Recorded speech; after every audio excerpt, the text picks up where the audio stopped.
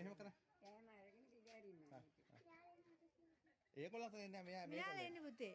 මෙතන පුතේ මේ අම්මේ කාරේ මගේ ටික.